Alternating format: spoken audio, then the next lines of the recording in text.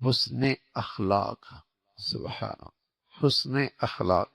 دنیا میں بعض لوگ جسموں پہ حکومت کیا کرتے ہیں، اور اللہ رب العزت ہمیں اپنے نبی کے اخلاق کا حصہ نصیب فرما دے۔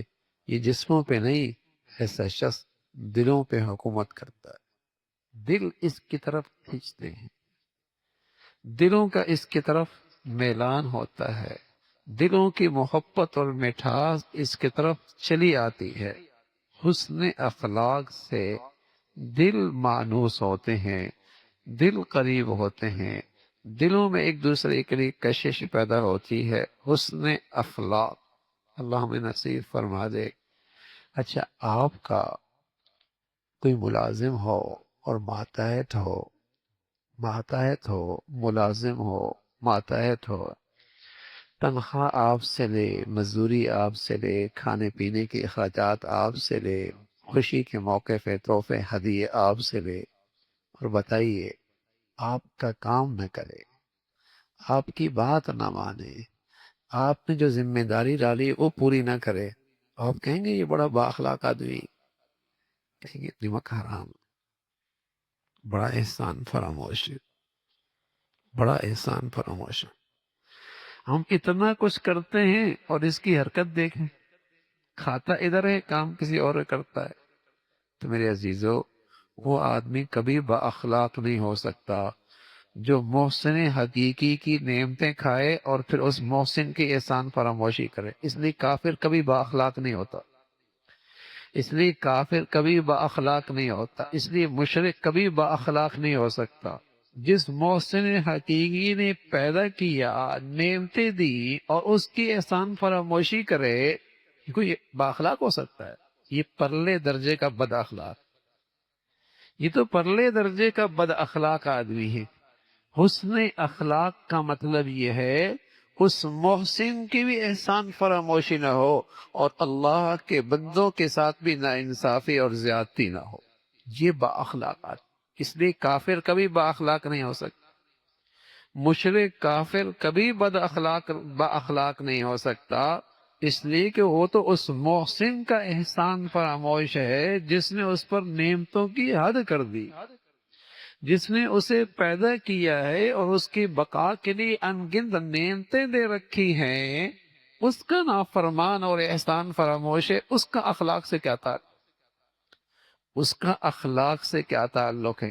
با اخلاق آدمی، حسن اخلاق، جس پر ہمارے پیغمبر فائق تھے، انک لعلی خلق عظیم، آپ اخلاق کے سب سے اعلیٰ درجے پر۔ وہ کیا ہے کہ اس محسن حقیقی کی بھی احسان فراموشی نہیں، اس محسن حقیقی کی بھی احسان فراموشی نہیں، اور بندوں کی بھی حق تلفی نہیں، بندوں کی بھی حق تلفی نہیں، اور مخلوق خدا کے جو حقوق اور ذمہ داریاں اس کے سپرد ہیں ان میں بھی کوتاہی نہ کرے، اور اللہ کے بندوں کے لیے بھی موذی اور تکلیف کا باعث نہ بنے۔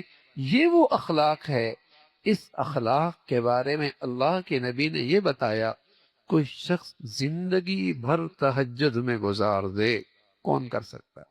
فرمایا کوئی زندگی بھر روزے سے ہر دن گزار دے، کون کر سکتا ہے؟ اگر ہم 1 مہینے روزے رکھیں اور 1 مہینے رات بھر تہجد پڑھتے رہیں، بڑا بزرگ آدمی، رات بھر تہجد پڑھتا ہے، دن بھر روزے رکھتا ہے، بڑا بزرگ۔ اللہ کے نبی فرمانا کہ ساری زندگی کوئی ایسا کر لے، ساری زندگی، جو مرتبہ اسے ملے گا اچھے اخلاق والا وہی کھڑا، اچھے اخلاق والا وہی کھڑا ہوگا۔ با اخلاق آدمی کی یہ قدر و قیمت ہے، اور اخلاق کی میزان کے ترازو میں یہ وزن ہے۔ پیارے رسول صلی اللہ علیہ وسلم فرمان لگے، 2 عادتیں اور خصلتیں ایسی ہیں جو پشت پر بڑی ہلکی ہیں، میزان کے ترازو میں بہت بھاری ہیں۔ ان میں ایک ہے خاموش رہنا، فضولیات سے احتیاط کرنا، اور دوسرا ہے حسن اخلاق۔ پھر اللہ کے نبی فرمانے لگے، قسم ہے اس پاک ذات کی، اللہ کے نبی کو قسم کھانے کی کیا ضرورت؟